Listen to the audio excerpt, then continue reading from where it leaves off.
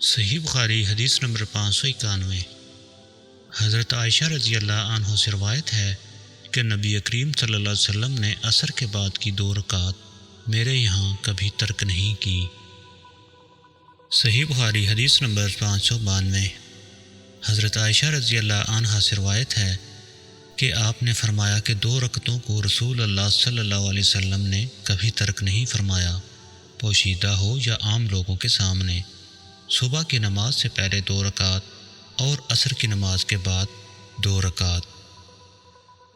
صحیح بخاری حدیث نمبر 593۔ مسروق بن اجدہ نے حضرت عائشہ رضی اللہ عنہا کے اس کہنے پر گواہی دی، جب بھی میرے گھر میں عصر کے بعد تشریف لائے تو 2 رکعت ضرور پڑھتے۔ صحیح بخاری حدیث نمبر 594۔ ابو الملی نے بیان کیا کہ ہم ابر کے دن ایک مرتبہ بریدہ بن حصیب رضی اللہ عنہ صحابی کے ساتھ تھے۔ انہوں نے فرمایا کہ نماز سویرے پڑھا کرو، کیونکہ نبی کریم صلی اللہ علیہ وسلم نے فرمایا ہے کہ جس نے عصر کی نماز چھوڑی اس کا عمل اکارت ہو گیا۔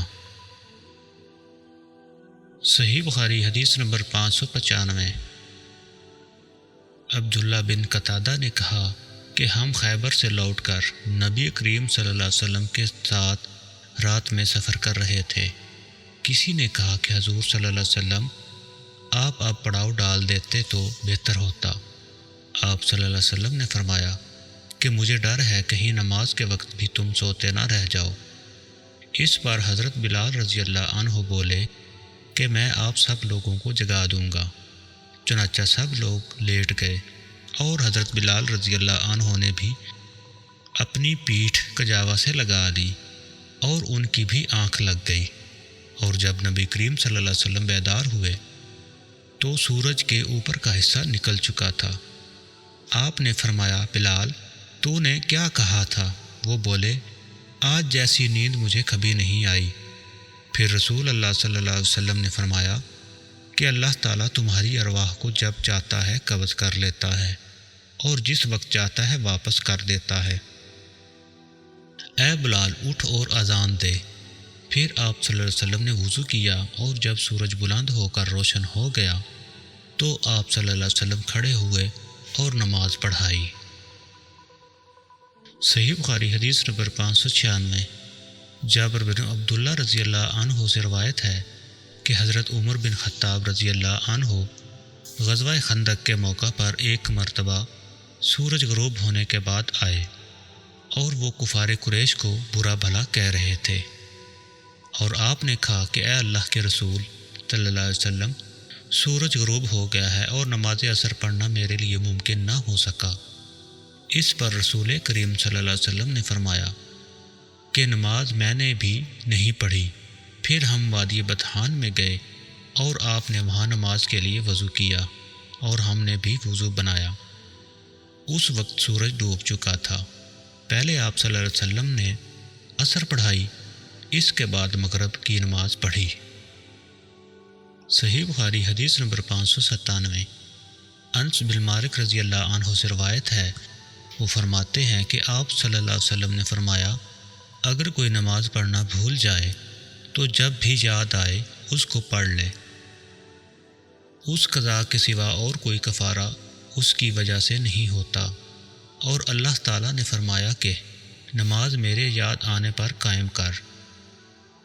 صحیح بخاری حدیث نمبر 598۔ جابر بن عبداللہ رضی اللہ عنہ سے روایت ہے کہ عمر رضی اللہ عنہ غزوہ خندق کے موقع پر ایک دن کفار کو برا بھلا کہنے لگے۔ فرمایا کہ سورج غروب ہو گیا لیکن میں لڑائی کی وجہ سے نماز عصر نہ پڑھ سکا۔ جابر رضی اللہ عنہ نے بیان کیا کہ پھر ہم وادی بطحان کی طرف گئے اور آپ صلی اللہ علیہ وسلم نے عصر کی نماز غروب شمس کے بعد پڑھی، اس کے بعد مغرب پڑھی۔ صحیح بخاری حدیث نمبر 599۔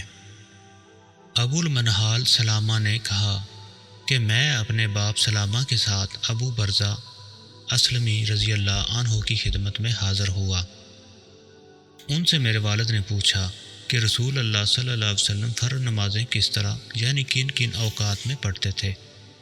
ہم سے اس کے بارے میں بیان فرمائیے۔